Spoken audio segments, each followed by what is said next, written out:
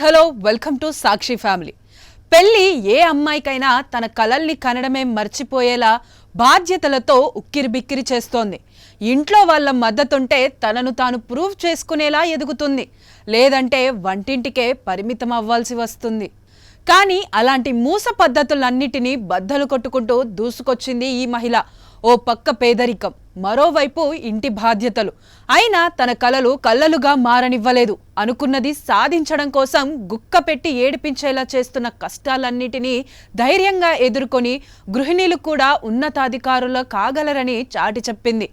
అంజు యాదవ్ 1988లో హర్యానాలోని నార్నల్ జిల్లాలోని చోటే అనే గ్రామంలో జన్మించింది. ఈమెది వ్యవసాయ కుటుంబం. తండ్రి లాల్ రామ్ వ్యవసాయం, పార్చున్ దుకాణం సహాయంతో కుటుంబాన్ని పోషించుకునేవాడు. తల్లి సుశీలాదేవి గృహిణి. ఈమెకి 3 అక్కా చెల్లెళ్ళు. BA వరకు తన గ్రామంలోనే చదువుకున్న అంజు 21వ ఏళ్లకే పెళ్లి చేసుకుంది.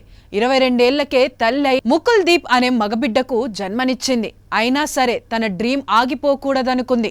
తల్లిగా, భార్యగా ఇంటి బాధ్యతలు నిర్వర్తిస్తూ సతమతమైన తగ్గలేదు. తన లక్ష్య సాధనకు అత్తామామలు ముందుకు రాకపోవడంతో తల్లి సాయం తీసుకుంది. ఆమెకు తన కొడుకు బాధ్యతను అప్పగించి కెరీర్పై దృష్టి సారించింది. అలా ఎలాంటి కోచింగ్ లేకుండా BEd సీట్ సంపాదించి ఏకంగా 3 సార్లు పలు చోట్ల ప్రభుత్వ ఉద్యోగురాలిగా ఉద్యోగం సంపాదించింది. తనకంటూ ఓ గుర్తింపు ఉండాలన్న ఆరాటంతో సాగిపోతున్న ఈ తరుణంలో అంజుకి భర్త అనారోగ్యం మరింత దుఃఖంలోకి నెట్టేసింది. సరిగ్గా ఆ సమయంలో రాజస్థాన్ అడ్మినిస్ట్రేటివ్ సర్వీస్ రిక్రూట్మెంట్ వచ్చింది. ఆ బాధను దిగమింగుకొని మరి ఆ పరీక్షకు దరఖాస్తు చేసుకుంది. ఆ DSP ఎగ్జామ్కి సన్నద్ధమవుతుండగా భర్త నిత్యానందరావు అనారోగ్యంతో మరణించాడు. దీంతో ఒంటరి తల్లిగా నానా ఇబ్బందులు పడింది. ఈ కష్ట సమయంలో తల్లిదండ్రులు మద్దతుగా నిలవడంతో అహర్నిశలు కష్టపడి ప్రిపేర్ అయ్యింది. అలా 2023లో 1725 ర్యాంకు సాధించి DSP అయ్యింది. చివరికి సెప్టెంబర్ 2025కి విజయవంతంగా ట్రైనింగ్ పూర్తి చేసుకొని రాజస్థాన్ పోలీస్ సర్వీస్లో DSPగా విధులు నిర్వహిస్తోంది.